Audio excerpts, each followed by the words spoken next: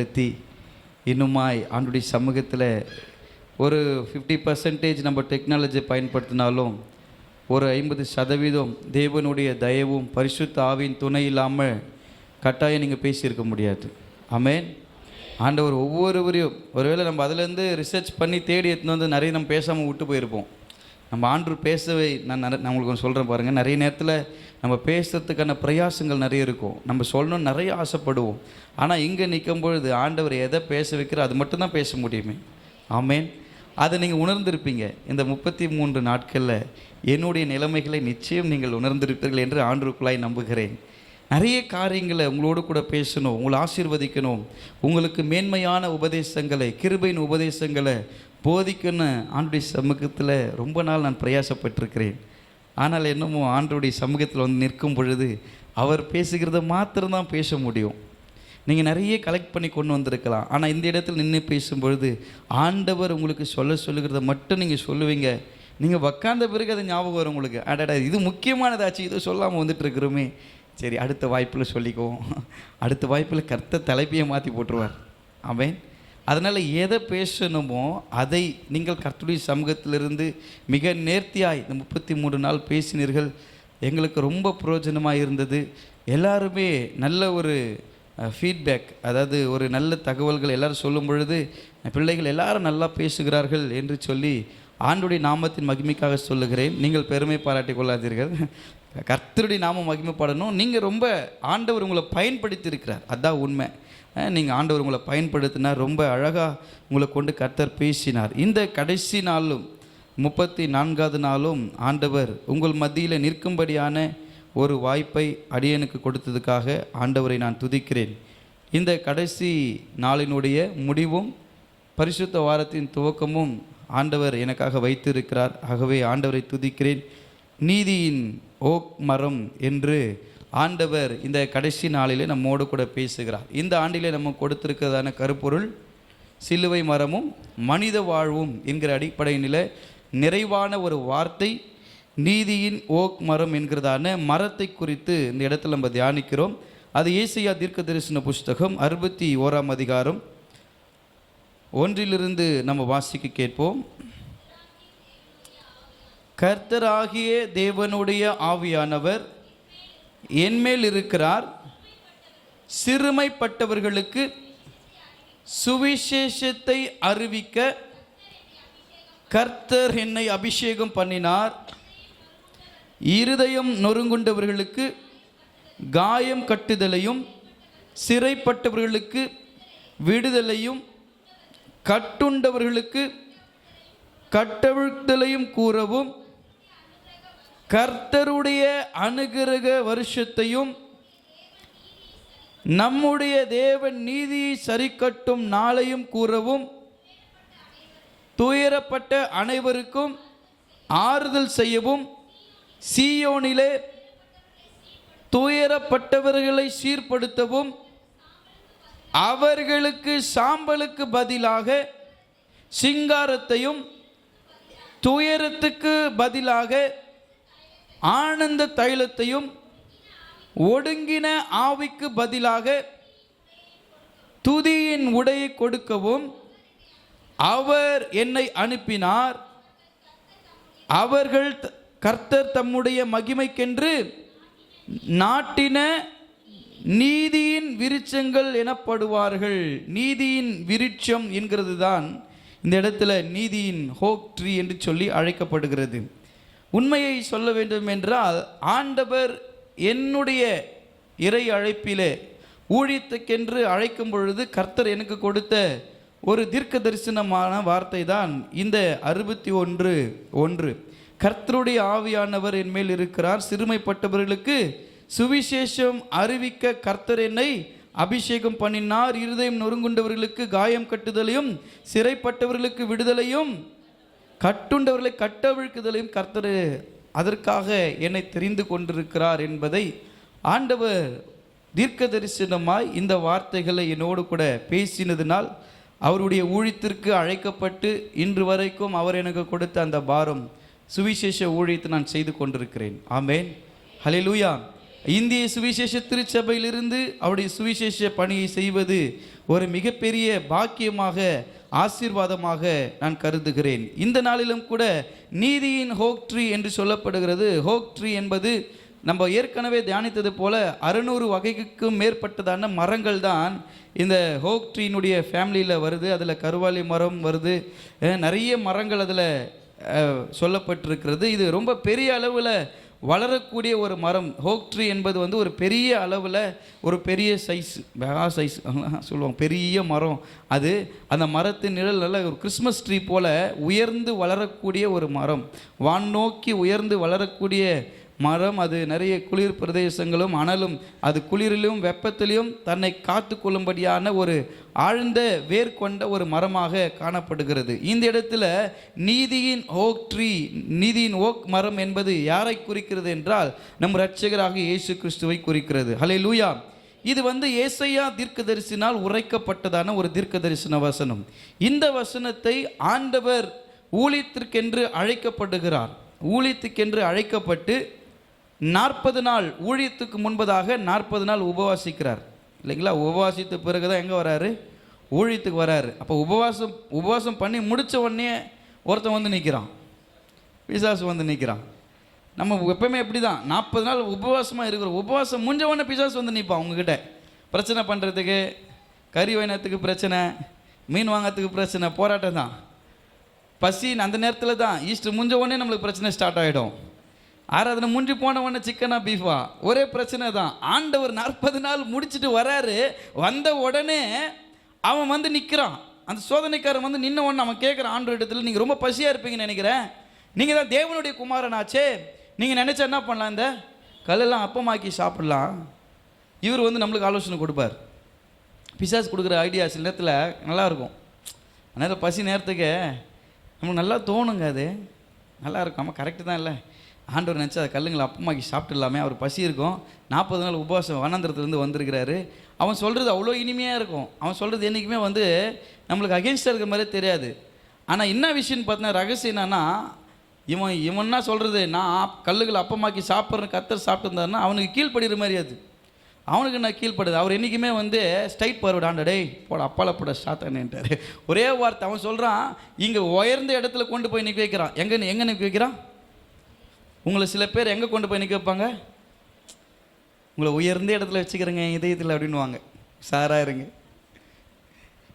உயர்ந்த இடத்துல வச்சுக்கிறேன். ஆண்டவர் கூட்டு போய் நிற்க வைக்கிறேன். 40 நாள் உபவாசமாக இருந்த பிறகு உயர்ந்த இடத்துல கொண்டு போய் நிற்க வச்சு, அப்பா சுற்றிப்பார், எல்லாத்தையும் பாரு, எவ்வளோ வளங்கள், எவ்வளோ ஆசீர்வாதங்கள் உண்டாக்கினவர்கிட்டே கொண்டு போய் நிற்க வைக்கிறான். ஏன்னா உபவாசம், பசி, மயக்கம். ஆண்டவர் வந்து மாம்சத்தில் தான் இருந்தார். அவர் தேவனுடைய குமாரன், அதனால் 40 நாள் அவர் சாப்பிடாம இருந்தால் கூட ஒன்றும் ஆகாது. அப்படி கிடையாது. அவர் மாம்சத்தில் வந்த தெய்வம். நம்ம போல பாடுகளை உண்டு, நம்ம போல தான் அவருக்கு பசி எல்லாமே இருந்தது. ஆனால் 40 நாள் ஊழியத்தை துவங்கிறதுக்கு முன்னாடி நீங்கள் உங்களுக்கு நல்லது ஒரு நல்ல காரியத்தை சொல்கிறேன் பாருங்கள். உங்கள் வாழ்க்கையில் ஏதாவது ஒன்று துவங்குறீங்கன்னா நல்லா பாஸ்டிங் இருந்து ஜோம் பண்ணி ஸ்டார்ட் பண்ணுங்கள். அல்லேலூயா. நல்லா சக்ஸஸ் ஆகும். என்னுடைய ஊழியத்தை துவங்கிறதுக்கு முன்னாடி கூட எனக்கு இயேசு தான் ஒரு முன்னுதாரணமே. நான் போய் ஒரு 3 நாள் சீவன் மலையிலே இருந்து பாஸ்டிங் இருந்து ஜோம் பண்ணி தண்ணியெலாம் கொண்டு போயிட்டு அங்கே இருந்துட்டேன். அங்கே இருந்து ஜோம் பண்ணிட்டு தான் அப்புறமா ஊழியத்துக்கு வந்தேன். என்னுடைய ஆரம்ப நாட்களில் கடவுள் நம்மளை பயன்படுத்தாவிட்டாலும் அவருடைய நாளடைவில் அவருடைய பயன்பாடு என்பது நம்ம வாழ்க்கையில் துவங்க, அவர் செயலாற்ற துவங்குவது அவர் எப்போ துவங்கிட்டார் இல்லை? உலகத்தின் தோற்றத்துக்கு முன்னே கர்த்தர் நம்மளை தெரிந்து கொண்டிருக்கிறபடியால் நம்முடைய ப்ராசஸ் எப்போ ஸ்டார்ட் ஆயிடுச்சு. ஆனால் நம்ம தான் என்ன பண்ண மாட்டோம், அதை உணர்ந்து கொள்ளாமல் இருக்கிறோம். ஆண்டவரை கொண்டு போய் நிற்க வைக்கிறான். ஆண்டவரே இது எல்லாத்தையும் பாருங்கள், இது எல்லாத்தையும் உமக்கு தரேன், நீங்கள் என்ன பண்ணணும்? நிறைய நம்ம அப்படி தான். நம்மளுக்கு யாரும் நிறைய கொடுத்துட்டாங்கன்னா, நீங்கள் கடவுள் மாறிங்க, அங்கே தான் பிசாசு இருக்கிறான். யாருமே இந்த உலகத்தில் யாரும் இல்லை, கடவுள் கிடையாது. ஒரே ஒருத்தர் தான் கடவுள். எனக்காக ஜீவனை கொடுத்த இயேசு. அல்லேலூயா. எனக்காக திரும்ப வரப்போகிற இரட்சகர், அவர் தான் தெய்வமோ தவிர வேற எதுவுமே தெய்வம் கிடையாது. இயேசு எனக்காக அந்த உலகத்துக்கு வந்தார், என்னுடைய பாவத்துக்காக அடிக்கப்பட்டார். அவர் ஒரு குற்றமும் செய்யாத ஆண்டவர். என்னுடைய குற்றங்களும் என்னுடைய அநீதிகளும் அவர் மீது சுமத்தப்பட்டதினால் நான் நீதிமானாய், நீதி உள்ளவனாய் உங்களுடைய கண்களுக்கு முன்பதாக தெரிகிறோம். நீங்கள் நிறைய பேருக்கு நல்லா நீதி உள்ளவர்களாய், உண்மை உள்ளவர்களாக தெரியறதுக்கு காரணம் நம்முடைய நீதி நம்மால் உண்டாகலை, நம்ம உண்டாக்கின தேவனால் உண்டாயிருக்குது. அல்லேலூயா. அவர் தான் நீதி உள்ள தேவன். அவர் பார்த்து சொல்லிட்டாரு, நீ இது பாரு ரொம்ப ஓவராக பேசிகிட்டு இருக்கிற, அப்பால போட சாத்தானே. அது எங்கேயுமே இவர் நம்ம எப்போ பலவீனப்பட்டிருக்கிறோமோ, எப்போ மாம்சத்தில் சோர்ந்து போடுறோமோ, அப்போ தான் பிசாசுனா பண்ணுவான், நம்ம இடத்துல வருவான். அதனால எப்போவுமே நீங்கள் என்ன பண்ணக்கூடாது, உற்சாகமாக இருக்கணும். அல்லேலூயா. சில சோர்ந்து போன முகங்களை நான் பார்க்கிறேன். உங்கள் அருகில் அவனை அமர்ந்து கொண்டு இருக்கிறான். இப்போ எல்லாம் உடனே சிரிக்கிறீங்க பாருங்க. இப்போ ஆண்டவர் உங்கள் பக்கத்தில் இருக்கார். அவன் ஓடி போயிட்டான், பயந்துட்டான். அவ்வளோதான். நம்ம எப்போல்லாம் சோர்ந்து போகிறோமோ, மாம்சத்தில் சோர்ந்து போகிறோமோ, ஆவியில் சோர்ந்து போகிறோமோ, நம்ம வீக்காக இருக்கிற நேரத்தை அவன் பயன்படுத்தி ரகசியமாக வரான். நம்ம தனியாக இருக்கிற நேரம், நிறைய பேருக்கு தனிமையாக இருக்கிறது ரொம்ப இஷ்டம். நீ தனிமையாக இருக்கலாம், எப்போ இருக்கலாம், ஜெபிக்கிறதுக்கு இருக்கலாம், உபவாசம் இருக்கும்போது இருக்கலாம், வேதத்தை வாசிக்கும் போது இருக்கலாம். நீங்கள் ப்ரேயர் பண்ணுறதுக்கு போகும்போது தயவு செஞ்சு ஃபோனை சைலண்டில் போட்டு இல்லை சுவிட்ச் ஆஃப் பண்ணிவிட்டு வச்சுட்டு உள்ளே போங்க. நீங்கள் ஃபோன் கூட எடுத்துகிட்டு போனீங்கன்னா கண்டிப்பாக மெசேஜ் வரும். எப்பவுமே கால் பண்ணாதவங்க அன்றைக்கி கால் பண்ணுவாங்க. எப்பவுமே பேசாதவங்க 1 மணி நேரம் 2 மணி நேரம் ஏன் பேசினேன்னு தெரியாது. நீங்கள் திடீர்னு நாங்கள் ஃபோன் பண்ணிக்கிறீங்கன்னா அது என்னமோ தெரியல, உங்கள் ஞாபகம் வந்துச்சு. எப்படி வரும்? யாரால் வந்திருக்குது? நீ பிளான் பண்ணியிருக்கிற, இன்றைக்கி ஜெபம் பண்ணணும்னு பிளான் பண்ணிக்கிற, இன்றைக்கி முட்டி போடணும்னு ஜெபம் பண்ணியிருக்கிற, அப்புறம் எப்படி அவன் சும்மா விடுவான்? கர்த்தருடைய பிள்ளைகளை, நீங்கள் ஆண்டவருக்குள்ள வைராக்கியம் பாராட்டும் பொழுது, நீங்கள் தனிமையாக இருக்க விரும்பும் பொழுது, தனிமையாக ஜெபிக்க நினைக்கும் பொழுது, அப்போது இந்த உலகத்துக்குரிய மொபைல் ஃபோனோ இல்லை நீங்கள் விளையாட்டு சாமான்லாம் கொண்டு போகக்கூடாது உள்ளே.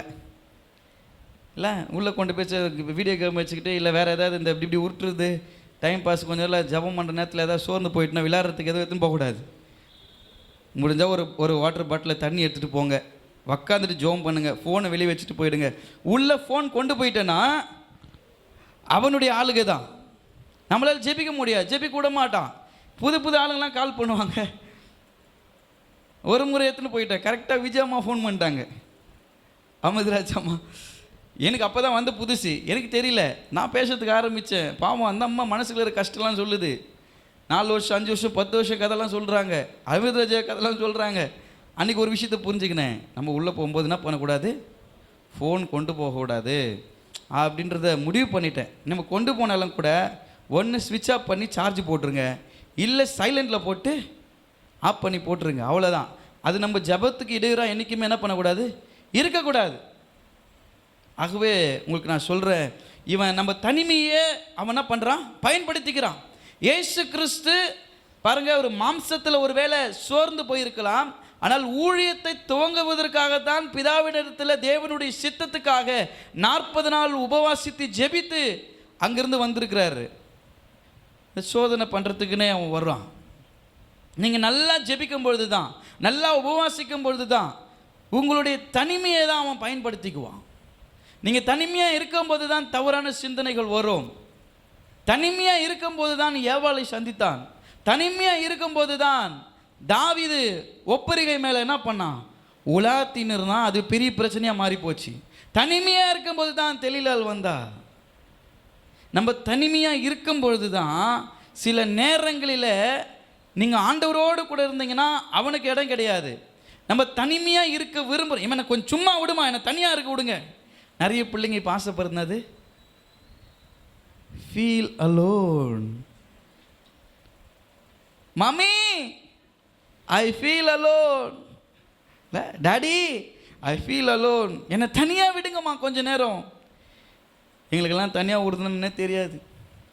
பக்கத்திலே வச்சுன்னு தொடையில் நம்பின்னு கிடப்பாங்க எங்கள் அம்மா சர்ச்சில் எல்லாம் ஃப்ரீயாக விட்டுக்கிறீங்க நீங்கள் பிள்ளைங்கள. பக்கத்திலே உட்கார வச்சு பாத்ரூம் போனால் கூட சர்ச்சிலேருந்து எழுந்து போனாம்மா, பாத்ரூம் போனம்மா, நான் வரும்போதே போயிட்டு வர மாட்டேன், தலையிலே கொட்டி உக்கார மீட்டேன், போகக்கூடாது அம்மா, இங்கே போய்டும் பொழுதும்மா, 2 கிள்ளி தலையில் கொட்டி சீக்கிரம் போயிட்டு வரணும் அப்படின்னும்.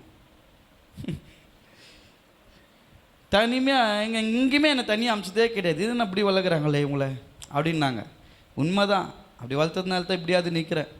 இல்லைன்னா நம்ம பண்ணுற அட்ராசிட்டிக்கு பயங்கரமாக ஆகிட்டு இருப்போம். கர்த்தர் காப்பாற்றிருக்கிறார் பாருங்கள். தனிமையான சூழ்நிலையில் விரும்புகிற பிள்ளைகளிடத்தில் நீங்கள் நிறைய பேச வேண்டியது இருக்குது. உங்கள் பொண்ணாக இருக்கலாம், உங்கள் பையனாக இருக்கலாம். நான் தனியாக இருக்கணும்னு விரும்புகிற பிள்ளைங்களை நீங்கள் அதிகமாக அவங்கக்கிட்ட பேசணும், அவங்கக்கிட்ட மனசு விட்டு பேசணும். நீங்கள் பேசலைன்னா இன்னொருத்தன் பேசுவான், நீங்கள் பேசலாம் இன்னொருத்தி பேசுவான். ஏன் தனிமையை விரும்புகிறோம்? ஏன் தனிமை விரும்புகிறோம்? நம்ம தனிமையாக இருக்க நினைக்கிறது அவனுக்கு இடம் கொடுக்கறதுக்கா, ஆண்டவருக்கு இடம் கொடுக்கறதுக்கா? ஏசு தனியாக இருக்கிறது அவனுக்கு தெரியுது, ஏவாள் தனியாக இருக்கிறது தெரியுது, தாவீது தனியாக உலாத்திட்டு இருக்கிறது அவனுக்கு தெரியுது. நீங்கள் தனியாக இருக்கிறது தெரியாது அவனுக்கு? கர்த்தருடைய நீதி வெளிப்படணும்னா நீங்கள் ஞானமாக நடந்துக்கணும். உங்களுடைய தனிமை என்பதை ஆண்டவருக்கு சொந்தமாக்கணும். உங்கள் தனிமையில் ஜெபிக்கணும், உங்கள் தனிமையில் முழங்கால் படிக்கணும், உன் தனிமையில் உன்னுடைய சூழ்நிலையை உணர்ந்து ஆண்டவருக்கு கண்ணீர் வடிக்கணும். அதற்காக தான் கர்த்தர் அந்தப்பட்ட ஒரு சூழ்நிலை அனுமதிச்சிருக்கிறார். திருமணத்துக்கு முன்னாடி என் வாழ்க்கையில் பல நேரங்கள் என் வாழ்க்கையில் தனிமை ஏற்பட்டுச்சு. நான் ஒரு காலமும் நான் இருந்த அந்த தங்கின வீட்டில் நான் ஒரு 3வது மாடியில் இருந்தேன். என் கதவு திறக்கவே படாது. அந்த வீட்டில் இருக்கிற ஹவுஸ் ஓனர் இருக்கிறாரா இல்லையான்னு தெரியலையே, அவர் ரொம்ப பயத்தோடு தட்டுவாங்க. என்ன நடந்துச்சு தெரியுமா? தனியாக இருப்பேன், அதிகமாக ஜெபம் பண்ணுவேன், அந்த இடத்துல இருந்து தான் பிரசங்கங்கள் அதிகமாக ஆயத்தப்படுத்துவேன். அந்த வீட்டில் இருக்கிறவங்களுக்கெல்லாம் ஒரு பெரிய ஆசீர்வாதமாக மாறிடுச்சு. கடன்களெல்லாம் அடைக்கப்பட்டது, அவங்க வீடெல்லாம் அடமானத்தில் இருந்த வீடுகள்லாம் மூட்கப்பட்டது. அவங்க என்ன பண்ணாங்க, எல்லா இடத்துலையுமே வாடகை விட்டுட்டு ஒரு 6 மாதம் 1 வருஷத்துக்கு அப்புறம் வாடகை ஏற்றுவாங்க. எனக்கு 6 மாதத்துக்கு அப்புறம் வாடகை குறைச்சிப்பிட்டாங்க. நான் கிளம்புறேன். என்ன ஏம்மா ஏன் யா அப்படின்னாங்க. இல்லைம்மா எனக்கு கொஞ்சம் இங்கே கம்ஃபர்டபுளாக இல்லை. இவங்க என்ன பண்ணணும்னு சொல்லுங்கள், நீங்கள் என்ன பண்ண சொல்லுங்கள், நாங்கள் பண்ணித்தரோம். இல்லை பாத்ரூம் இது உடனே அடி உடனே எல்லாத்தையும் டைல்ஸ்லாம் போட்டு கொடுத்துட்டாங்க. சரி போட்டு கொடுத்துட்டாங்களே, விலை ஏற்றிடுவாங்க பொழுதுன்னு பார்த்தா நீங்கள் 500 ரூபா கம்மியாக கொடுங்கன்னு. என்னடா இப்படிலாம் சொல்கிறாங்களே, நீங்கள் இருந்தால் மட்டும் போதும் எங்களுக்கு. அவங்க ஒரு ஆசீர்வாதம். கோயம்பேட்டில் காய்கறி விற்றுட்டு இருக்காங்க அவங்களுக்கு ஒரு ஆசீர்வாதம். பாஸ்டர் நீங்கள் இருந்தால் போதும் எங்களுக்கு. எத்தனையோ பேர் இருந்தாங்க, எல்லோரும் எங்களுக்கு தொந்தரவாக இருந்துட்டு போனாங்க. நீங்கள் இவ்வளோ காலம் இருக்கிறீங்க, ஒரு 6 மாதம் தான் இருக்கிறீங்க, எங்களுக்கு ரொம்ப பிளஸ்ஸடாக இருக்குது. யார் பேச்சோ கேட்டு ஒரு நாள் என்ன பண்ணாங்க, ஒரு நல்ல மந்திரவாதி கூப்பிட்டு வந்தாங்க. அவர் நல்லா முடியெல்லாம் வச்சுட்டு சடெல்லாம் போட்டுக்கிட்டு ருத்ராட்செல்லாம் போட்டுக்கிட்டு பட்டெல்லாம் போட்டுக்கிட்டு வந்தார். நான் நல்லா முழங்கால் நின்றுட்டு ஜோம் பண்ணிகிட்டு இருக்கிறேன். அவர் என்ன பண்ணுறாரு, மொட்டை மாடியில் கொண்டு வராங்க அவரை. அவர் வீட்டு ஃபுல்லெல்லாம் பூஜைலாம் பண்ணிட்டார். அவர் அப்போதுலேருந்தே கேட்டிருக்காரு, இங்கே வேறு யாரா இருக்கிறாங்களா, இங்கே வேறு யாரா இருக்கிறாங்களா, இங்கே வேறு யாரும் கிடையாது, இங்கே வேறு யாரும் கிடையாதுன்னு சொல்லிட்டாங்க. மேலே வந்தார், மாட்டிக்கிட்டார். நான் மாட்டிக்கினார் ஒருத்தர், அவரை காப்பாற்றணும் கத்தரு. மாட்டிக்கினார் அவர். மேலே வந்தார், கற்பூரத்தை எடுத்துகிட்டு வராரு, தீபாரத்தனை எடுத்துன்னு வராரு, பெல் அடிச்சுட்டு வராங்க, கற்பூரம் அணையுது. இல்லை மொட்டை மாடியாக இருக்கிறதுனால காற்றுனால அப்படி அமையுது அப்படின்னு சொல்லிட்டு அதை ஒரு பாதுகாப்பான பெட்டகம் போல் ஒரு ஒரு ஒரு லேம்ப் மாதிரி இருக்கிற ஒரு ஒரு ஒரு குத்து விளக்கு மாதிரி இருக்குது. அது லேம்ப் கண்ணாடிக்குள்ளே இருக்குது. அந்த கண்ணாடிக்குள்ளே இருக்கிற விளக்கு போட்டு கொண்டு வராங்க, அப்பவும் அணையுது. இங்கே வேறு யார் இருக்கிறாங்க, யாரோ இருக்கிறாங்களே அப்படின்னு சொன்னாங்க. இல்லை மொட்டை மாடியில் ஒருத்தர் இருக்கிறாரு, ஒரு பாஸ்டர் ஒருத்தர் இருக்கிறாரு, அவர் ஒன்றும் பிரச்சனை இல்லை. உங்களுக்கு ஒன்றும் பிரச்சனை இல்லை, எனக்கு பிரச்சனை. உங்களுக்கு என்ன பிரச்சனை இல்லைம்மா, எனக்கு பிரச்சனை. நான் போக முடியாது. ஏன் நீங்கள் போங்க, அது ஒன்றும் இல்லை. அவர் எதையும் தொல்லலாம் பண்ண மாட்டார், அவர் எதுவும் பண்ண மாட்டார். அவர் எதுவும் பண்ணல நீங்கள் நினைக்காதீங்க. அவர் அங்கே ஜெபம் பண்ணிக்கிட்டே இருக்கிறார். என்னால் எதுவுமே பண்ண முடியாது. நான் ஆரம்பத்துலேருந்து கேட்குறேன், வேறு யாராவது இருக்கிறாங்களா, வேறு யாராவது? நீங்கள் எதுவுமே சொல்ல மாட்டீங்க. மேலே ஒருத்தர் இருக்கிறாருன்னு சொன்னீங்களா நீங்கள்? நான் என்ன பண்ணேன், ஜெபம் தான் பண்ணிகிட்டு இருந்தேன். என் ஊழியத்துக்காக பண்ணிகிட்டு இருந்தேன். நான் வேறு எதுவுமே பண்ணல. என் ஊழியத்துக்காக நான் ஜெபம் பண்ணிகிட்டு இருக்கிறேன். தனியாக தானே இருக்கிறான் பாருங்கள். பிசாசு தனியாக இருக்கிற பல சூழ்நிலைகளில் அவன் நம்மளை எப்படியாவது அவன் வசப்படுத்தணும்னு யோசிப்பான். தவறான சிந்தனைகளை கொண்டு வருவான், தப்பான கண்ணோட்டங்களை கொண்டு வருவான், நிறைய பேரை நம்ம சிந்தனைக்கு கொண்டு வருவான். எந்த நேரத்தில், எப்போ நம்மளை ஒருத்தர் பார்த்துருப்பாங்க, அப்படி அப்படின்னு சிரிச்சிருப்பாங்க. அது எப்போ திரும்ப கொண்டு வருவான், தனியாக இருக்கும்போது இவங்க ஏன் நம்மளை பார்த்து அப்படி சிரிச்சிருப்பாங்க, எல்லாரும் மாதிரி சிரிக்கலையே, அவங்க பார்வையில் ஒன்று தெரிஞ்சிச்சு எனக்கு, அவங்க சிரிப்பில் எனக்கு ஏதோ தெரிஞ்சிச்சு. சரி சும்மா ஒரு ஹாய் போட்டு பார்க்கலாம், உடனே ரிப்ளை வரும். கத்திரி பிள்ளைகளே, தனிமை நினைவுக்கு கொண்டு வருவான் அவன். அவங்க அந்த மாதிரிலாம் சிரிக்க மாட்டாங்க. ஆனால் அன்றைக்கி ஒரு வித்தியாசமாக சிரிச்சுட்டு போனாங்க. அவங்க பார்வை ரொம்ப வித்தியாசமாக இருந்துச்சு. அன்றைக்கி ஏன் அப்படி பார்த்துட்டு போனாங்க? இவனுக்கு இவ்வளோ நாளாக இவ்வளோ பிஸியாக இருந்தே எப்போது உனக்கு அந்த ஞாபகம் வந்துச்சா? ஞாபகமே வராது. எப்போ ஞாபகம் வரும்? தனியாக இருக்கும்போது ஞாபகம் வரும். அப்பாலே இப்போ சாத்தானே நிறைய விஷயத்துக்கு சொல்ல பழகிக்கணும். ஆமே எங்க மனுஷன்தான் நினைவுகள் வரும் தான். இயேசுக்கு அப்படி தான் வந்துச்சு. அவர் சொன்ன ஒரே வார்த்தை, அப்பாலே இப்போ சாத்தானே, உங்களுக்கு அப்படிப்பட்ட நினைவுகள் வரும், அப்படிப்பட்ட பிரச்சனைகள் வரும், அப்படிப்பட்ட சோதனைகள் வரும். நீங்களும் சொல்ல வேண்டிய ஒரே காரியம் அவ்வளோதான், அப்பாலே இப்போ சாத்தானே, எண்ணத்தை சொல்லுங்கள், பார்வையை சொல்லுங்கள், சிந்தையை சொல்லுங்கள். அப்படி இடம் கொடுத்துட்டேன்னா தாவீது அனுபவித்த பாவம். தாவீது அவன் வாழ்க்கையில் குழந்தையை இழந்து போயிட்டான். அம்மா தானே? சிம்சோன் வாழ்க்கையில் கண்ணை இழந்தார், பெலனை இழந்தார். இந்த அம்மா அன்பு தாயார் ஏவாள் அவர்கள் ஏதேன் தோட்டத்திலேருந்து வெளியே அனுப்பப்பட்டாங்க. தேவ சாயலை இழந்தாங்க, பாவமாக மாறிட்டாங்க. யாருடைய நீதினால் அவங்கெல்லாம் மீட்கப்பட்டாங்க? இயேசுவின் இரத்தத்தினால், அவருடைய நீதினால் மீட்கப்பட்டார்கள். ஆகவே இந்த வார்த்தைகள் தீர்க்க தரிசனமாய் உரைக்கப்படுகிறது. ஏசாயா தீர்க்க தரிசன புஸ்தகம் 61:1-3 வரைக்கும் உள்ள வார்த்தைகள் தீர்க்க தரிசனம் நிறைவேறும்படியாக இயேசு கிறிஸ்து வாசிக்கிறார். லூக்கா எழுதின நற்செய்தி நூல் 4ஆம் அதிகாரம் 16 நம்ம வாசிப்போம்.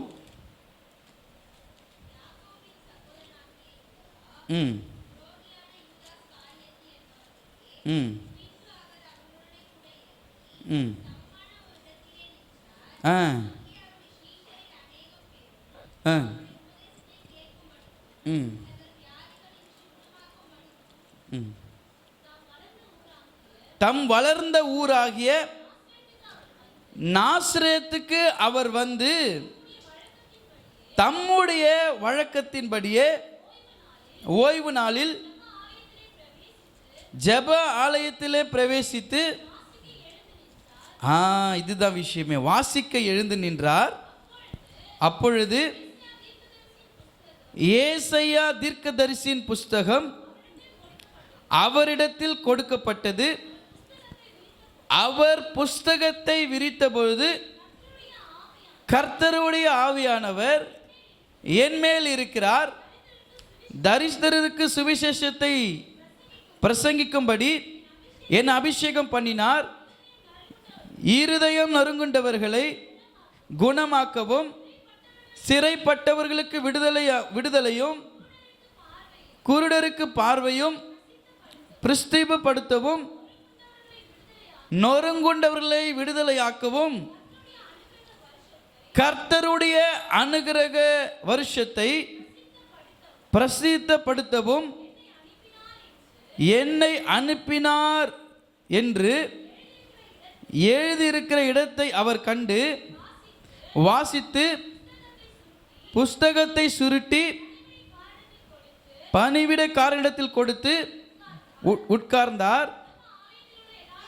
ஜபாலயத்தில் இருந்த எல்லாருடைய கண்களும் அவர் மேல் நோக்கமாயிருந்தது. அல்லேலூயா.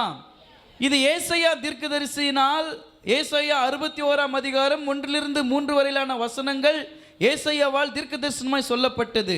ஆனால் இயேசு கிறிஸ்து மாம்சமாய் வந்த பிறகு இந்த உலகத்தில் அவர் வாழ்கிற நாட்களிலே அவர் தன்னுடைய சிநேகிதனாகிய லாசருடைய இல்லத்துக்கு சென்று அவன் வழியாக தன்னுடைய சொந்த ஊர் ஆகிய நாசரேத், அவர் பிறந்து வளர்ந்த ஊர், அவருடைய அம்மா அப்பா இருந்த ஊர், அவருடைய சகோதரிகள் இருந்த ஊர், அவருடைய சைல்டுஹுட் ஃப்ரெண்டு தான் யார்? லாசரஸ். அந்த மாதிரி அடக்கம் பண்ணப்பட்டார் ஒரு லாசரு, அவர் தான் இவருடைய ஃப்ரெண்டு, க்ளோஸ் ஃப்ரெண்டு. சின்ன வயசுலேருந்து 2 பேரும் நண்பர்கள். அவர் இயேசுவினுடைய புகழ் அந்த எல்லா இடத்திலும் பிரஸ்தாபம் பெற்றது, எல்லாருக்கும் தெரியுது. சொந்த ஊருக்கு இயேசு வராரு, நாசரேத்துக்கு வராரு, இயேசு வராருன்னு கேள்விப்பட்டோன்னேப்பா எங்கெங்கோ அற்புதம்லாம் பண்ணுற, நம்ம கோயிலுக்கு ஒரு நாளைக்கு வா, சார்லஸ் வசந்த் இருக்கிறாங்கன்னு வச்சுக்க, எங்கேப்பா எங்கெங்கப்பா, என்னப்பா பயங்கரமாக அழியாமல் இருக்கிறேன், விலகாமல் இருக்கிறேன் எல்லாம் சொல்கிறாங்க. ஏப்பா உங்கள் சர்ச்சு பையனா அவரு? உங்கள் சர்ச்சு பையனா? நம்ம சர்ச்சு பையன் தான், நம்ம சர்ச்சு பிலியூர் தான். அப்படியா? நம்ம சர்ச்சுக்கு ஒரு முறை வாப்பா, பிரசங்கம் பண்ணுப்பா அப்படிங்கும்போது வினீத் வரேன் வசந்த் அப்படி ஒரு வாய்ப்பு கிடைக்கிது. என்றைக்குமே ஒரு சொந்த தீர்க்கதரிசிக்கு சொந்த இடத்துலனா இல்லை மதிப்பு கிடையாது. நான் வனிதம்மா அவங்க பையன் தானே, பூமணி அவங்க பேரன் தானே. இயேசு அப்படி சொல்கிறாங்க. ஆமாம் என்ன பிரசங்கம் பேசா பண்ணிட்டார் இயேசு. அவர் யார்? ரொம்ப இந்த தச்சவெல்லாம் செய்வார், டேபிள் பெஞ்ச்லாம் செய்வார். யோசேப்பு மரியா அவங்க அம்மா கூட இங்கே தான் வராங்க, நம்ம சர்ச்சுக்கு தான் வராங்க. அவங்க பையனாது நல்ல பையன், நல்லா பிரசங்கம் பண்ணுறப்பல அவங்களுக்கு அப்படியே ஒரு தெனாவட்டா, நம்ம வசந்த் தானே, நம்ம சார்லஸ். இயேசு அவங்க பார்க்குற கண்ணோட்டம் என்னென்னா, அவர் வாசிக்கும் பொழுதே தேவனுடைய வல்லமையினால் நிரம்பி இதை வாசிக்கிறவர் யாருக்காக எழுதப்பட்டதோ அவர் அந்த சுருளை வாசிக்கிறார். உங்களுக்கு விஷயம் புரியுதா? ஜெபாலயத்தில் அன்றைக்கு அது வாசிக்கப்பட வேண்டிய காரணம் என்னன்னு பார்த்தீங்கன்னா, பஸ்கா பண்டிகைக்கு முன்பதாக வந்து தன்னுடைய குடும்பத்தை சந்தித்து விட்டு செல்லும்படி இயேசு வருகிறார். வருகிற இடத்துல இந்த அன்னைக்குன்னு பார்த்து இன்னைக்கு அந்த ஸ்கிரிப்சர் ரீடிங் வருது. அந்த ஸ்கிரிப்சர் ரீடிங் வாசிக்கும் பொழுது அவர் யாருக்காக எழுதப்பட்டதோ அவர் தான், யார் எழுதினாரோ அவரே வாசிக்கிறாரு. கர்த்தருடைய ஆவியானவர் என்மேல் இருக்கிறார் அப்படின்னு ஒன்னவே அவனுங்களுக்கெல்லாம் காண்டாகி போச்சு. பிரச்சனை அதுதான். எங்கெங்கேயோ அற்புதம் நடக்கும் உங்களை கொண்டு. எவ்வளோ பெரிய அற்புதம்லாம் நீங்கள் செஞ்சுருப்பீங்க, எவ்வளோ பெரிய காரியங்கள், எவ்வளோ பெரிய கிரியைகள். மற்ற இடத்துல நீங்கள் ஊழியம் பண்ணும்பொழுது, மற்ற இடத்துல நீங்கள் பாடும் பொழுது உங்களுக்கான மகிமை, உங்களுக்கான பிரஸ்தாபங்கள் பயங்கரமாக இருக்கும். சொந்த இடத்துக்கு போனால் என்ன கூட யாபிதைங்க வாடான்னு தான் கூடுவாங்க. ஐயா யாபிதையா நாங்கள் எதிர்பார்க்க முடியாது. தம்பி சீலாங்க பையா வாடா அப்படின்னு கூடுவாங்க. நான் எவ்வளோ பெரிய பாஸ்டரு, ஈசையில் ரெவரண்ட்டு, என்ன போயிட்டு வாயா போயான்னுக்கிற அப்படி சொல்ல முடியுமா? நான் என் ஃப்ரெண்டுங்கிட்ட ரெக்வஸ்ட் பண்ணி கேட்பேன். என் ஃப்ரெண்ட்ஸுக்கிட்ட ரெக்வஸ்ட் பண்ணி கேட்பேன், மச்சான் நீங்களாவது என்னை வாடா போடான்னு கூப்பிடுங்கடா. குட்டி குழந்தைலேருந்து வயசான ஆயா வரைக்கும் என்ன ஐயா ஐயான்னு கூப்பிட்றாங்க மச்சான். அவங்க சொல்லுவாங்க, ஐரே இந்தாலாம் நீங்கள் ஐயர் ஆகிட்டீங்க ஐயரே. ஐயருன்றான் ஒருத்தன் பரவாயில்ல, இன்னொருத்தன் ஃபாதர். நம்ம கூட சுற்றி இந்த மாமா மச்சான் டேய் வாடா போடான்னு ஊரிஸ் கதை பச்சவங்க. நான் மச்சி சொல்லு மச்சி வாடா போடான்றவன் ஃபாதர் சோத்திரம் ஃபாதர். டேய் என்னடா நீங்களும் இப்படி சொன்னால் எப்படிடா? நம்ம ஃப்ரெண்ட்ஸுடா, எப்பவுமே நம்ம ஃப்ரெண்ட்ஸு. நீங்கள் அதை என்ன உரிமையாக வாடா போடான்னு சொல்லணும்டா. நீங்களே என்ன இப்படி சொன்னால் எப்படி? நீங்கள் சொல்லலாம், நீங்கள் மச்சான்னு கூப்பிடுங்க, மாமான்னு கூப்பிடுங்க. டே இங்கே வாடான்னு சொல்லுங்கள் ஃபாதர், உங்களுக்கு உரிமை இருக்குது ஃபாதர். ஆனால் உங்களை நாங்கள் அப்படி சொல்ல முடியாது ஃபாதர் அப்படின்றான். உணர்த்த ஐயரே நீங்கள் என்னன்னா சொல்லலாம் ஐயரே, மச்சான்னா கூப்பிடு, மாமான்னா கூப்பிடு ஐயரே, ஆனால் உங்களை அப்படி நாங்கள் கூப்பிட முடியாது ஐயரே அப்படின்னு. தம்பி ஐயரு இந்த ஃபயர் எல்லாம் இப்போ தான் நம்ம ஊரிஸ் கலந்து படிக்கும்போது நீ ஆனால் நண்பர்கள் ஃபஸ்ட்டு, நம்ம நண்பர்கள். இயேசு தன்னுடைய நண்பனுக்காக வராரு. அவங்க வீட்டுக்கு வராரு, சர்வீஸு, நம்ம சொந்த கோயிலில் சர்வீஸ் அட்டன் பண்ணுறேன். எங்கள் சர்ச்சுக்கு நான் போனால் பிரசங்கம் கொடுப்பான்னு எதிர்பார்க்க முடியும்? என் கோயிலுக்கு போனால் நான் விசுவாசியாக உட்காந்து வார்த்தைக்கு எல்லாருக்கும் பிரசங்கம் பண்ணுகிறேன். எப்போவுமே வாரம் வாரம் பிரசங்கம் பண்ணுறோம். யாராவது பிரசங்கம் பண்ணால் கேட்டால் நல்லா இருக்குமே உட்காந்து பிரசங்கம் தான் கேட்கணும் ஆசைப்படணும்.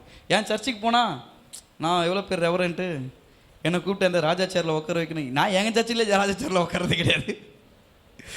என்றைக்குமே அந்த ஆசை எனக்கு கிடையாது. என் ஃப்ரெண்ட்ஸுக்கிட்ட கூட சொல்லுவேன், சொந்தக்காரங்கிட்ட சொல்லுவேன். நாங்கள் என்றைக்குமே நம்முடைய சொந்தன்றது வேற, நம்முடைய உறவுகள்ன்றது வேற. உலகத்தில் ஆண்டவர் வைத்திருக்கிற கனம் மகிமை வேற, நான் ஊழியம் பண்ணுற இடத்துல கர்த்தர் கொடுக்குற கனம் வேற. ஆனால் என் சொந்த ஊருக்கு போகும்பொழுது நான் அதை எக்ஸ்பெக்ட் பண்ணல. இயேசு அதை வந்து இவங்க ஏற்றுக்க மாட்டாங்க தெரியும். அவருக்கு தெரியாதா? அந்த உலகத்தையே படிச்சவருக்கு தெரியாதா? இங்கே இப்படி தான் நடக்கும் தெரியும். ஆக தான் அந்த இடத்துல தைரியமாக சொல்கிறாரு, இந்த இடத்துல சத்துருக்கள் நிறைந்திருக்கிறாங்க, இந்த இடத்துல ஆண்டவருக்கு விரோதமான ஆட்கள் எல்லாரும் இருக்கிறாங்கன்னு தெரிஞ்சுதான் இயேசுன்னா சொல்றாரு, கர்த்தருடைய ஆவியானவர் என் மேல் இருக்கிறார், தரித்திரருக்கு சுவிசேஷம் சொல்ல என்னை அபிஷேகம் பண்ணினார். அதை மட்டும் ஸ்ட்ராங்காக சொல்றாரு. அதை வந்து ரொம்ப அழுத்தி சொல்றாரு, கர்த்தருடைய ஆவியானவர் என் மேல் இருக்கிறார் அப்படின்னு. ஒன்று இவன் மேல் எப்படி இருப்பாரு? அவங்க வாசிக்கிற அந்த வார்த்தையில் ஒரு மகிமையோடு கூட வாசிக்கணும். ஸ்கிரிப்சர் ரீடிங் கொடுத்தா நம்ம சர்ச்சு பிள்ளைங்களுக்கு இருப்பு லூக்கா 4:1-3 பின்பு இயேசு அவருடைய பலதன் மலர்ந்து அவருடைய கீர்த்தி தேசம் பெறப்பட்டு அவருடைய ஆலயத்துக்கு போய் உபதேசித்து எல்லோரும் புகழப்பட்டார். அவர் வளர்ந்த ஊராகி நாசத்துக்கு போய் அவருடைய சார் இல்லைங்க சார் வனிதமாக ஏதோ எக்ஸ்பீரியன்ஸு அது ஓடுது. உனக்கு ரீடிங்கு முன்னாடி வந்து படிக்கிறதுக்கு கூப்பிட்டா, பின்பு ஆவியானவருடைய பலத்தினால் கலிலேயில் திரும்பி போனார். அவர் கீர்த்தி சுற்றிலும் தேசம் எங்கும் பரவிற்று. அவருடைய ஜபாலயங்களில் உபதேசித்து எல்லோராலும் புகழப்பட்டார். தம் வளர்ந்த ஊராகிய நாசிரியத்துக்கு அவர் வந்து தம்முடைய வழக்கத்தின்படி ஓய்வு நாளில் ஜபாலயத்துக்கு பிரவேசித்து வாசிக்க எழுந்து நின்றார். அப்பொழுது ஏசாயா தீர்க்கதரிசி புஸ்தகம் அவரிடத்தில் கொடுக்கப்பட்டது.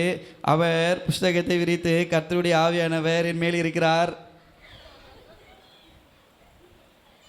இயேசு கிறிஸ்து வாசிக்கும் பொழுது ஒரு வல்லம் இருந்துச்சு, ஒரு மகிமை இருந்துச்சு.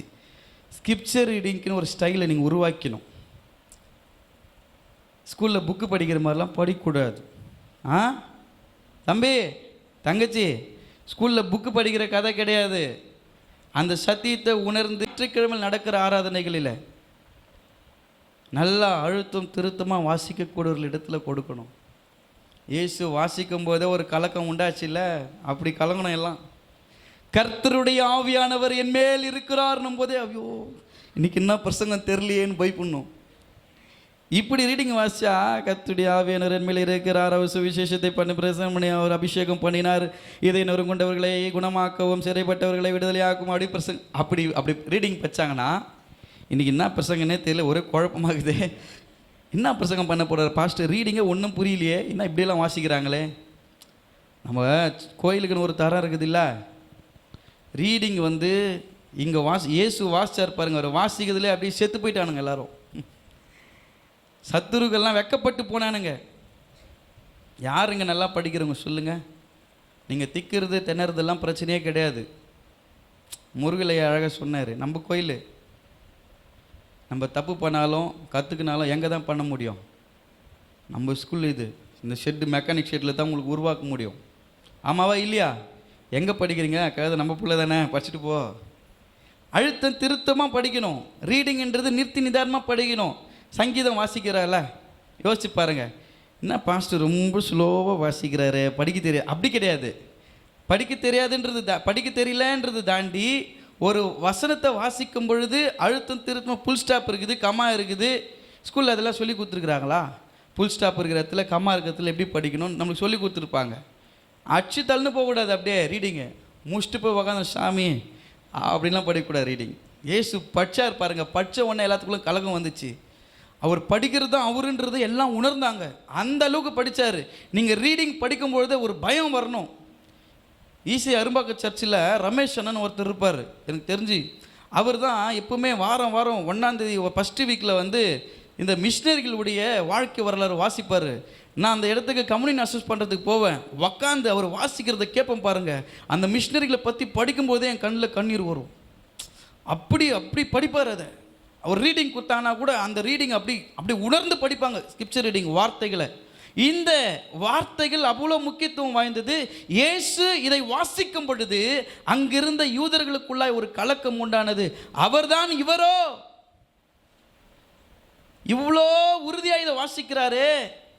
எல்லாம் பேசிக்கிறாங்க, பாத்தியா அவர் தான் இவரான், இவர் வாசிக்கிறார் பத்தியா, என்ன வாசிக்கிறாரு? என்மேல் சொன்னார் பாத்தியா, என்மேல் அப்படின்னு என்ன அர்த்தம்? அவர் தான் இவரான். எல்லாரும் முடிஞ்ச பிறகு நீ நான் அவரா, நீ ஏன் அப்படி சொல்கிறேன்னா? ஆமாம் நான் தான் அப்படின்றார். இப்போ ரொம்ப திமிர் பிடிச்சாரு அவர். நான் இப்போ அவங்க சொந்த சர்ச்சில் வராரு. அவர் பார்க்குறாரு லாசரஸ் குடு இவங்கெல்லாம் அப்படி தான். நம்ம ஆளுங்க எப்பவுமே அப்படி தானே, குடே கஷ்டப்படாத, நம்ம இடத்துல இப்படி தான். இயேசு எல்லாரும் புகழ்கிறாங்க, எல்லாரும் சுகமாகிற அப்படி பண்ணிட்டு போயிட்டு கூட வெளியே போனோன்னு ஒரு அற்புதம் பண்ணுறாரு. இன்னும் இப்போ ஏற்கனவே வயிற்றுச்சில் இருக்கிறானுங்க, அங்கேயும் இன்னொரு அற்புதம் பண்ணால் அவனுக்கு வயிறு மட்டும்தான் எழுந்துச்சு, இப்போ உடம்புலாம் ஏறியும் அவனுங்களுக்கு. இங்கேயே அற்புதம் பண்ணிட்டார். ஏன்? அவர் நீதி உள்ள தேவன். அல்லேலூயா.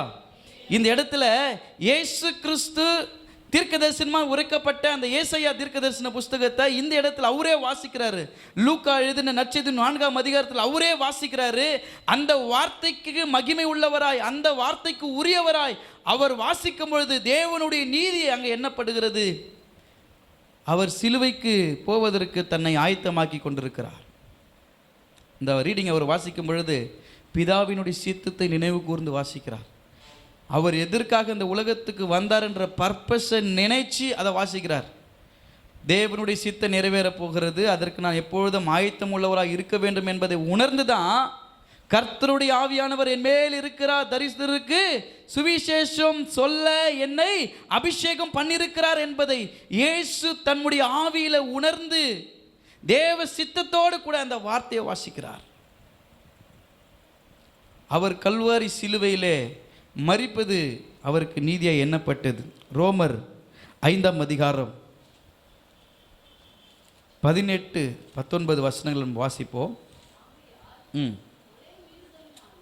ஒரே மீறுதலினாலே எல்லா மனுஷருக்கும் ஆக்கினைக்கு ஏதுவான தீர்ப்பு உண்டானது போல ஒரே ஒரு நீதியினாலே எல்லா மனுஷருக்கும் தீர்ப்பு உண்டாயிற்று. அன்றியும் ஒரே மனுஷனுடைய கீழ்ப்படியாமையினாலே அநேகர் பாவிகள் ஆக்கப்பட்டது போல ஒருவருடைய கீழ்ப்படிதலினாலே அநேகர் நீதிமான்களாக்கப்படுவார்கள். இயேசுவினுடைய கீழ்ப்படிதலினாலே நாம் எல்லாம் நீதிமானாக்கப்பட்டிருக்கிறோம். அல்லேலூயா. அவர் தன்னை மரணத்துக்கு ஒப்பு கொடுத்ததினால், அவருடைய பிதாவினுடைய சித்தத்துக்கு அவர் கீழ்ப்படிந்ததினாலே பாவிகளாய் இருக்கிற நாம் நீதிமான்களாய் எண்ணப்பட்டோம். நீதிமானாய் இருந்த அவர் பாவியாய் குற்றம் சுமந்தப்பட்டார். எதற்காக இயேசு மரித்தார், எதற்காக இந்த உலகத்துக்கு வந்தார் என்பதை நாம் உணர்ந்து கொள்ள வேண்டும். அந்த நீதியின் விருட்சியமாக, நீதியின் மரமாக இருப்பவர் இரட்சகராக இயேசு கிறிஸ்து. 21வது வசனத்தை நம்ம வாசிப்போம்.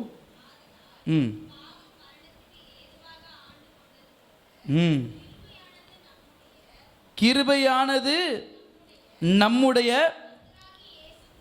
கர்த்தராகிய இயேசு கிறிஸ்துவின் மூலமாக நீதியினாலே நித்திய ஜீவனுக்கு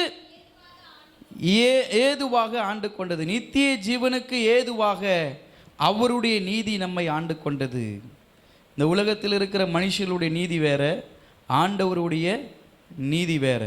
இந்த உலகத்தில் இருக்கிற நீதிகள் ஒருவேளை பணத்துக்கு ஏற்றபடி, பொருளாதாரத்துக்கு ஏற்றபடி நீதி மாறும், நியாயம் மாறும். ஆனால் கர்த்தருடைய நீதி நியாயம் வித்தியாசமானது. அல்லேலூயா. அவர் யுத்தம் பண்ணணும்னா நம்ம என்ன பண்ணணும்? சும்மா தான் இருக்கணும். நம்ம யுத்தத்தை கையில் எடுத்தோம் அப்படின்னா அவர் என்ன பண்ண மாட்டார்? நம்ம பிள்ளை பார்த்துக்குவான், அவன் சாமர்த்தியமான ஆள். அப்புறம் உதப்பட்டு அடிபட்டு அழும்பொழுது நீ என்கிட்ட ஒப்பு கொடுத்துருந்தா பரவாயில்ல, நீ நானே போய் பார்த்துக்கிறேன்னு சொன்னியே. இந்த தாவீதுக்கு பார்த்தீங்கன்னா பலன் இருந்தது, போய் தைரியமாக பேசினார். இவங்களுக்கெல்லாம் ஒரே குஷி ஆயிடுச்சு. எல்லாம் அண்ணன் தம்பிலாம் பயப்படும்போது இவங்க ஒருத்தன் தைரியமாக வந்துட்டானே. எந்த இடத்துலையுமே தாவீது நான் பண்ணுறேன் அப்படின்னு சொல்லவே இல்லையே. எல்லாத்துலையும் தான் சொன்னார், நீ நிந்தித்த தேவனாகிய கர்த்தராகிய தேவனுடைய நாமத்தில் வருகிறேன், நீ நிந்தித்த தேவனுடைய நாமத்தினால் வருகிறேன். அவன் ஆண்டோடைய நாமத்தை தான் மகிமைப்படுத்துகிறாப்புல. நீ யார் என்ன நினச்சிட்டு இருக்கிற? ஆண்டவரை நீ பேசுகிறல்ல, நீ நிந்தித்த தேவனுடைய நாமத்தில் நான் வருகிற உன்னை நான் ஜெயிப்பேன். இப்போ என்ன பண்ணுறாங்கன்னா, இந்த உலகத்தினுடைய நீதி என்னன்னா, போருக்கு போனால் என்ன பண்ணோம்? போருக்கு போனால் அவங்களுக்கு பெரிய பெரிய ஷூ இருக்கும், இவ்வளோ நீட்டுக்கு இருக்கும் அந்த ஷூ போட்டுக்கணும், மார்க் கட்சியை கட்டிக்கணும், தலை கவசங்களை போட்டுக்கணும், கையில் ஒன்று வச்சுக்கணும், ஈட்டி வச்சுக்கணும், கம்பி வச்சுக்கணும், இதெல்லாம் வச்சுக்கணும். இதெல்லாம் மாட்டி விட்றாங்க அவருக்கு. அவர் மாட்டினா அவர் பார்க்குறாரு, என்ன கோமாளி மாதிரி இருக்குது எனக்கு இதை. நம்மளுக்கு எப்போவுமே ஃப்ரீயாக ஒரு லுங்கி கட்டணுமா, கையில் ஒரு உண்டிகளில் ஒரு கவுனை வச்சுக்கணுமா, அடி நான் எனக்கு இதெல்லாம் செட் ஆகாதுங்கன்றாரு. நிறைய நேரத்தில் நம்மளுக்கு செட் ஆகாத மாட்டின்னு சுற்றி நிற்கிறோம் நம்ம. உங்களுக்கு புரியுதா? ஆசை இதெல்லாம் மாட்டினோன்னா, இதெல்லாம் போட்டால் எப்படி இருப்பா, இதை போட்டுன்னு போவோம், பயந்துருவான். நம்ம நிறைய நம்மளா போட்டு போய் நிற்கிறோம். கொடுங்க மாட்டிக்கிறேன் கொடு, என்னன்னா எல்லாத்தையும் மாட்டி நிற்கிறது கொடு. ஆனால் கர்த்தருடைய சித்தம் அது கிடையாது. நீ வெறுமையாக போய் நின்னா கூட ஒரு நாமத்தில் அற்புதம் நடக்கும். அல்லேலூயா. இவ எல்லாத்தையும் மாட்டின்னு போய் நிற்கிறேன்னு நினைக்கிறாங்க. எல்லாரும் கொடுக்குறாங்க, போட்டுக்கு இது போட்டுக்குப்பா, இதை போட்டுப்பா, இது பாதுகாப்பாக இருக்கும், இது பாதுகாப்பாக இருக்கும், தலைக்கவசம் போட்டுக்கோ, இந்த கிட்டி வச்சு கத்தி வச்சுக்கோ. போட்டு பார்த்தாரு, எல்லாம் தொலைன்னு இருக்குது, செட் ஆகாது. இப்போ நம்மளுக்கு இதெல்லாம் சரி என்னது செட் ஆகாதா? எப்பா இதெல்லாம் போனால் மேலே ஒரே அடியில் உன்னை வெட்டினா நான் காலி ஆகிடுவேப்பா. கம்முன்னு இருங்க, நான் பார்த்துக்கிறேன். யுத்தம் கர்த்தருடையது. நானா போய் சண்டை பண்ண போகிறேன், நானா போய் அவங்ககிட்ட போர் பண்ண போகிறேன். நான் சும்மா நிற்பேன், அவர் பண்ணுவார் யுத்தத்தை. உங்களுக்கு தெரியுமா, இந்த ஆள் முகம் குப்புற விழுந்தான், பின்னாடி உள்ள தாவீது அடிச்சிருந்தா பின்னாடி ஊந்துக்கலாம். கர்த்தர் அடிச்சிருந்தாலும் முன்னாடி விழுந்தா முகம் குப்புறமா. தாவீது காலை உழ வச்சார் ஆண்டவர். தோத்துறோம். அல்லேலூயா. நீங்கள் தள்ளி விட்டீங்கன்னா, ஒருத்தர் ஜெபம் பண்ணும்போது போஸ்ட் பண்ணி தள்ளி விட்டா எப்படி விழுவாங்க? அப்படியே போ போ போன்னு அழுத்தினா எப்படி விழணும்? பின்னாடி விழுவாங்க. கர்த்தர் தள்ளனா எப்படி விழுவாங்க? முன்னாடி விழுவாங்க. முன்னாடி யாருன்னா பூச்சி எடுக்க முடியுமா? அப்படியே கர்த்தர் தள்ளுவார். இவ்வளோ பெருசாக நிற்கிறான், இவருக்கு எதுவுமே செட் ஆகலை. ஏன்பா எனக்கு செட் ஆகாது ஏன்பா போடுறீங்க? சில இடத்துல உங்களுக்கு செட் ஆகாத இடத்துல மாட்டி விடுறாங்க. சில செட் ஆகாத ட்ரெஸ்ஸு செட் ஆகாது உங்களுக்கு தெரியுது, ஆனால் உங்களுக்கு ஆசை. தாவீதுக்குள்ள அந்த ஆசை இல்லை. இதெல்லாம் எனக்கு தேவையில்லை, எனக்கு அவருடைய நீதி போதும், இதெல்லாம் எனக்கு நீதியா, இதிலெல்லாம் நான் வெற்றி பெற முடியாது. ஆண்டவர் அன்னைக்கு நான் ஒன்றுமே இல்லாமல் ஆடு மேய்ச்சிட்டு கிடந்தேன், காட்டில் கிடந்தேன். என்கிட்ட ஒரு கோலும் தடி தான் இருந்துச்சு. அதை வச்சு தான், அந்த கவனை வச்சு தான் என்ன பண்ணேன், சிங்கத்தின் வாயை கீச்சேன், கரடின் வாயை கீச்சேன். இவ்வளோ பலன் கர்த்தர் கொடுத்தாரு. அவன் சொல்கிறாரு, இந்த நாய் அடிக்கிறதுக்கு எனக்கு இதுதான். அவன் இவ்வளோ பெருசாக இருக்கிறான். அன்றைக்கி கேட்டாங்க பாஸ்டம்மா, 10 அடினா எவ்வளோ உயரமாக இருப்பான் அப்படின்னு. கோயில் ஓரத்துக்கு இருப்பான் அவன், கொஞ்சம் இந்த இது போட்டுக்க ஓரத்துக்கு இருப்பான். அவ்வளோ பெருசாக இருந்தான் அவன். கோலியாத்து சின்ன வயசு நல்லா குண்டாக இருப்பான், உருண்டையாக. என்ன தாத்தா ஒருத்தர் கோலியாத்து நிற்கிறாரு. ஆனால் ஆண்டவர் என்ன தாவீதா மாற்றிவிட்டார். அல்லேலூயா. நல்ல குழந்தை சைஸாக பிறந்தவொடனே, ஆதிஷமாக இருந்தவொடனே கோலியாத்துட்டாங்க என்ன. ஆதிஷ் அப்படி தான் இருப்பான். குழந்தை நல்லா இருந்தான், குழந்தை நல்லா பல்காக இருப்பான். ஆதிஷ் அந்த சிஸ்டருக்கு நான் சொல்லுவேன், சிஸ்டர் கர்த்தர் உங்களுக்கு அவனை தூக்கத்துக்கு பலன் கொடுக்கணும். ஒவ்வொரு முறை வரும்போது ஜெபம் பண்ணுவேன், சிஸ்டர் உங்களுக்கு கர்த்தர் நல்ல பலன் கொடுக்கணும். ரொம்ப வெயிட்டுங்க ஆதிஷை, இப்போ கம்மியாகிட்டான். அதே நான் ஆதிஷ் பார்க்கும்போதெல்லாம் என்னை சின்ன வயசில் பார்க்கும்போது ஞாபகம் வரும். இதனால தான் அந்த தாத்தா நம்மளை கோலியாத்துன்னு சொன்னார் பிள்ளைக்குது. ஆண்டவர் என்ன கோலியாத்தை வைக்கல, தாவீதா மாற்றிட்டார். அல்லேலூயா. இந்த வஸ்திரங்கள், இந்த உடுப்புகள்லாம் எனக்கு தேவை கிடையாது. எனக்கு ஒன்று தேவை, அவருடைய நாமத்தினால் நான் போகிறேன். அவர் நீதி செய்வார், அவர் நியாயத்தை செய்வார். அவருடைய நாமத்தில் போய் நின்னாரு, நீதியோடு நியாயத்தோடு கூட. அவர் அடித்த கல்லினால் விழல, கர்த்தருடைய வல்லமையினால் முகம் குப்புற விழுந்தார். அல்லேலூயா. சொன்னபடியே இந்த தாவீதுடைய கைக்கு இந்த கோலியாத்தை ஒப்பு கொடுத்து, வெட்டி என் ஆண்டவரை நிந்தித்த உன்னை வெட்டி கழுகுக்கு போகிறேன்னு இருப்பார். கர்த்தர் செஞ்சார் அது. அல்லேலூயா. அவர் உடுத்தி கொண்ட உடுப்புகள், பட்டயங்கள், மார்க்கச்சைகள், பாதரட்சைகள் அல்ல, இயேசுவின் நாமத்தினால வெறும் கவன் தான் வச்சுட்டு போனார். இது நம்மளுக்கு வெறும் கவன் எதுதான்? இதுதாங்க கவன். நம்ம எதுவுமே பட்டயம் கிட்டையெல்லாம் தேவையில்லைங்க. இவ்வளோ பெருசெல்லாம் நம்மளுக்கு தேவையே கிடையாது. நான் எங்கள் அம்மாவை ரொம்ப திட்டுவேன் நான். ஏன்னா எப்போ பார்த்தாலும் ஒரு பேக் இப்படி அழுக்கில் வச்சுட்டு மாட்டின்னு சுற்றின்னு இருப்பாங்க. அப்படியே ஏவா என்ன அந்த பேக் விட மாட்டியே, நீ பேக்கே மாட்டின்னு சுற்றி நிற்கிற, வெய்மா பேக் என்ன பைபிள் இருக்குதுப்பா, பட்டயம் இருக்குதுப்பா, நான் பிரசங்கத்துக்காக கூப்பிட்டுக்கிறேன், என்னை பார்த்துட்டு போகிறது கூட பைபிளோட வந்து நிற்கிறேன். இல்லைப்பா நீ அதில் தலையிடாதப்பா. எப்போவுமே ஒரு முந்தானி போட்டு பைபிள் இப்படியே வச்சுன்னு இருப்பாங்க. அன்றைக்கி வரும்போது ஒரு ஆக்சிடென்ட்டு, வேகமாக வந்துக்கிறாங்க, ஸ்பீட் பிரேக்கில் அச்சு தள்ளி எங்கள் அப்பா கீழே தள்ளி விட்டு கூப்பிட்டு வந்துக்கிறாரு. மெட்ராஸுக்கு போகிறவங்கள கர்த்தர் திருப்பி மட்டன் பிரியாணி கொண்டு வந்துட்டார்.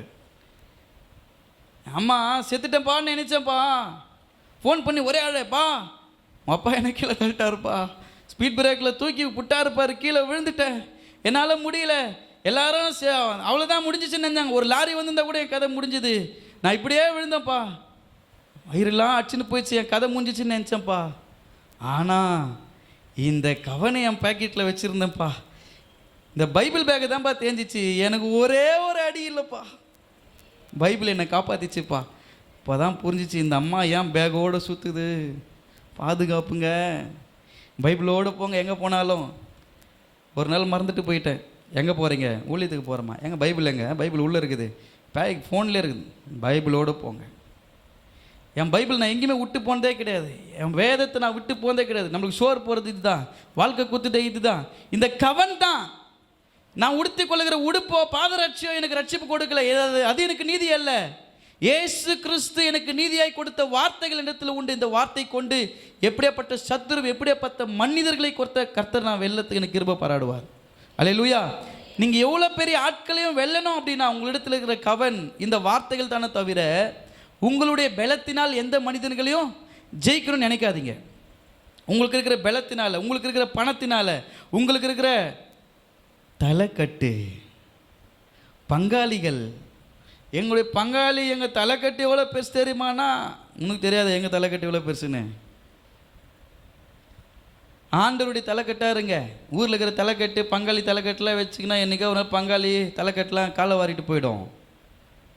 அது ஒன்லி கலெக்ஷனுக்கு மட்டும்தான். பங்காளி தலைக்கட்டு எதாவது சீர் செய்யணும், சிறப்பு செய்யணும் தான் அவங்க வருவாங்க. ஏசு கிறிஸ்துவுடைய தலைக்கட்டுன்றது, அவருடைய நீதின்றது உன் பிரச்சனைக்கு உன் கூட வந்து நிற்கும். அல்லேலூயா. அதனால் அந்த நீதியின் அந்த விருட்சம் அப்படின்றது கல்வாரி சிலுவை தான் கர்த்தர் இடத்தில் ஒப்பிட்டு பேசுகிறார். 3 அடையாளங்கள், 4 அடையாளங்கள் அதில் சொல்லப்படுகிறது. ஒன்று, அந்த நீதியின் விருட்சியம், நீதியின் ஹோக் மரம் அப்படின்றது மீட்பின் அடையாளமாய் காணப்படுகிறது. இயேசு கிறிஸ்து கல்வாரி சிலுவையில் மரித்தார், அவருடைய நீதி எனக்கு மீட்பின் அடையாளமாக இருக்கிறது. ஆமென். எத்தனை பேர் சொல்கிறீங்க? அவர் மரிச்சதுனால நான் நீதிமானாக இருக்கிறேன், மீட்பின் அடையாளமாக இருக்கிறது. 2, தேவனால் நடத்தப்படுகிறதுக்கு ஒரு அடையாளமாக இருக்கிறது. நான் தேவனால் நடத்தப்படுகிறேன் என்றால் அதற்கு அந்த நீதியின் விருட்சியமாகிய கல்வாரி சிலுவை தான். நான் நடத்தப்படுறதுக்கு காரணம் அவர் எனக்காக மரிச்சதுனால. அவர் சொன்னார், நான் போகிறேன்ப்பா, பரத்துக்கு ஏறி போகிறேன், இதுக்கப்புறம் யார் உங்களை பார்த்துக்குவாங்களோ அப்படிலாம் சொல்ல, நான் போகிறேன், தேற்றரவாளனை உங்களுக்காக விட்டு செல்லுகிறேன். எத்தனை ஒரு ஆறுதல் படுத்திருக்கிறாரு. நம்மளுக்கு நடக்கிற ஒவ்வொரு அடிகளுக்கும் நம்ம ஆளுங்க இருக்கிறாங்க பாருங்க. நம்ம சர்ச்சில் ஒரு ஊம குத்து, அந்த பெயினுக்கு அந்த வலிக்கெல்லாம் நம்ம வேதனையோடு உக்காந்து அழுதுன்னு இருந்தோன்னு வச்சுங்களேன், ஊழியெல்லாம் பண்ணவே முடியாது. ஆனால் தேற்றரவாளன் கூட இருக்கிறதுனால சும்மா கிளுகிழுப்பாக வச்சிட்ருக்காரு எப்போவுமே. இந்த பாஸ்டர் என்ன கொச்சல் பண்ணாலும் சிரிச்சுக்கிட்டே இருக்கிறேன் இந்த பாவி. ஏன்? அந்த நீதிமானால, அவர் எனக்காக மரிச்சதுனால, என் தேவனால் நான் நடத்தப்படுகிறதுனால. நீங்கள் தேவனால் நடத்தப்படுகிறீர்கள் என்றால் உலக மனிதர்கள் உங்களுக்கு கொடுக்குற குடைச்சல், பிரச்சனை, போராட்டங்கள் எல்லாத்துல இருந்தோம் நீங்கள் சந்தோஷமாக தான் இருப்பீங்க, சிரிச்சுக்கிட்டு தான் இருப்பீங்க. இன்னும் கூடுமான வரைக்கும் அவங்க வயிற்றுச்சல் படுற அளவுக்கு நீங்கள் நல்லா இருப்பீங்க. அல்லேலூயா. தேவனால் நடத்தப்படணும், அதுதான் அந்த நீதியினுடைய விருட்சத்தில் அவர் எனக்காக மரிச்சது. 3வது, ஆவிக்குரிய வாழ்வில் நிலையான தன்மை பெற்று நிற்கும்படியாக இயேசு அந்த நீதியின் விருட்சத்தில் எனக்காக மரித்தார் என்பதை நினைவு கூற வேண்டும். கடைசியாக ஆண்டவர் சொல்லுகிறார், ஒரு புதுப்பிக்கப்பட்ட ஒரு வாழ்வாக அது நமக்கு அமையணும். ஏன் தெரியுமா? நிறைய நேரத்தில் நம்ம வெட்டப்பட்ட மரத்தை போல் இருக்கிறோம் இல்லைங்களா? நம்மளை வெட்டிட்டா இது திரும்ப துளிர்க்காதுன்னு நினைக்கிறாங்க. மோசஸ் ராசிக்கிறேன், வெட்ட வெட்ட வளருவேன், கொட்ட கொட்ட உயருவேன், கிறிஸ்துவனை டிஸ்டர்ப் பண்ணாதே, அவனை அசால்ட்டாக எண்ணி விடாதே. எப்படி வெட்ட வெட்ட நம்மளை வெட்டி அழிக்கணும்னு நினைக்கிறாங்க. ஆனால் கர்த்தர் நீங்கள் வெட்டி அழிந்து போகிறவர்கள, வெட்ட வெட்ட துளிர்க்கக்கூடியவர்கள். அல்லேலூயா. உங்கள் வாழ்வில் யாரெல்லாம் உங்களை அடியோடு வெட்ட வேண்டும் என்று நினைக்கிறார்களோ, யாரெல்லாம் உங்களை அடையாளம் தெரியாத அளவுக்கு மறைக்க வேண்டும் என்று நினைக்கிறார்களோ, இந்த நீதியின் விருட்சமாகிய கல்வாரி சிலுவையிலே அவர் நீதியை வெளிப்படுத்ததினால நான் வெட்டப்பட்டாலும் மீண்டும் புதுப்பிக்கப்பட்ட ஒரு வாழ்வோடு துளிர்க்க கர்த்தர் கிருபை பாராட்டுவார். அல்லேலூயா. நீங்கள் அழிஞ்சு போக மாட்டீங்க. உங்கள் வாழ்க்கையில் முடிவுன்றது யார் தான் கொடுக்கணும்? ஆண்டவர் கொடுப்பார். எந்த மனுஷனும் உங்களுக்கு முடிவு கொடுக்க முடியாது. உங்கள் கதையை முடிக்கிற இருன்னு சொல்லிட்டு போட்டோம், முடிச்சுப்பார், உன்னால் முடிஞ்சான்னு சொல்லிட்டு போங்க. எங்கன்னா போட்டோம், எங்கன்னா போய் முட்டி மோதட்டும், யார் அப்பா விட்ட பணம் போகுது, போட்டோம் விடுங்க. ஏன் தெரியுமா? இந்த நீதியின் விருட்சமாகி கல்வாரி சிலுவையில் எனக்காக இயேசு மரித்தது உண்மை என்றால் புதுப்பிக்கப்பட்ட துளிர்த்த வாழ்வை மீண்டும் எனக்கு கொடுப்பார். மனுஷனை வெட்டணும்னு நினைக்கலாம், மனுஷனை அழிக்கணும்னு நினைக்கலாம். என் ஆண்டவர் வெட்டப்பட்டதை மீண்டும் துளிர்க்க செய்து கனி கொடுக்க செய்கிற ஆண்டவர். அல்லேலூயா. துளிர்த்த கோலை போல தான் வெட்டப்பட்டது மீண்டும் துளிர்க்க கர்த்தரால் செய்ய முடியும். அதனால் இந்த நீதியின் விருட்சமாகிய கல்வாரி சிலுவையை பற்றி கொண்டு அவருடைய உபதேசங்கள், இந்த சிலுவை உபதேசங்கள் கெட்டு போகிறவர்களுக்கு பைத்தியமாக இருக்கிறது, ரட்சிக்கப்படுகிற நமக்கோ எத்தனை பேருக்கு இது தேவ வேலைனா இருக்குது? அல்லேலூயா. கெட்டு போகிறவங்களுக்கு தான் அது பைத்தியமாக இருக்கும். என்ன எப்போ பார்த்தாலும் நீதியின் விருட்சம் கல்வாரி சிலுவைன்னு பிடிச்சிட்ருக்கிறாங்களே. சிலுவையை நான் ஆராதிக்கலை, சிலுவையில் அறையப்பட்ட ஆண்டவரை ஆராதிக்கிறேன். எதற்காக இந்த சிலுவை வைக்கப்பட்டிருக்கிறது? அவர் இங்கே இல்லை, அவர் உயிர் தெழுந்து போயிட்டார், வெறும் சிலுவை தான் இருக்குது, திரும்ப அவர் வருவார்ன்றதுக்கு தான் அடையாளமோ தவிர சிலுவை நான் ஆராதிக்கலை. ஏன் சர்ச்சில் சிலுவை பாஸ்ட்டு சிலுவை ஆராதனை போய் காணிக்கையில் வச்சு ஜோம் பண்ணுகிறோம். அல்லேலூயா. காணிக்கையில் ஆசீர்வதிங்க. அங்கே காணிக்கை யார் ஆசீர்வதிப்பாங்க? சிலுவை ஆசீர்வதிக்க போகுது. சிலுவையில் அறையப்பட்ட கிறிஸ்துவை குறித்து பிரசங்கிக்கிறோம். ஏன் சிலுவை அங்கே வெறுமையாக இருக்குது? இயேசு திரும்ப, அவர் இங்கே இல்லை, அவர் உயிர் தெழுந்தார், அவர் திரும்ப வரப்போகிறார் என்பதுக்கு அடையாளம் தான். இயேசு கல்வாரி சிலுவையில் அங்கே பொம்மையாக இல்லை, அவர் திரும்ப வரப்போகிறார். அவர் ராஜா வர போறாரு. நீதியின் தேவனாய் நீதிக்கு நீதி சரி கட்டும்படி இயேசு வரப்போகிறார். ஆகவே அங்கே வெறும் சிலுவை இருக்குது. அதுக்கு தான் அடையாளமோ தவிர ஆண்டவர் எப்படி இருக்கிறார்? அவர் வார்த்தையாக இருக்கிறார். ஆதியிலே வார்த்தை இருந்தது, அந்த வார்த்தை தேவனிடத்தில் இருந்தது, அந்த வார்த்தை தேவனாக இருந்தது. வசனத்தை கரெக்டாக சொல்லுங்கள். ஆதியில் வார்த்தை இருந்தது, அந்த வார்த்தை தேவனிடத்தில் இருந்தது, அந்த வார்த்தை தேவனாக இருந்தது. அல்லேலூயா. அவர் தான் உண்மையான தெய்வம். வார்த்தைகளினால் நம்மோடு கூட இடைப்படுகிற ஆண்டவர். அவரை நம்ம தொழுது கொள்ளுகிறோம் என்றால் உங்கள் வாழ்க்கையில் நீதியின் விருட்சமாக கர்த்தர் இருந்து செயல்படுவார். இந்த வார்த்தைகளை சிந்தித்து செயல்படுங்கள். கர்த்தர் உங்களையும் குடும்பங்களையும் ஆசீர்வதிப்பார். ஆமேன். அல்லேலூயா. இந்த 2000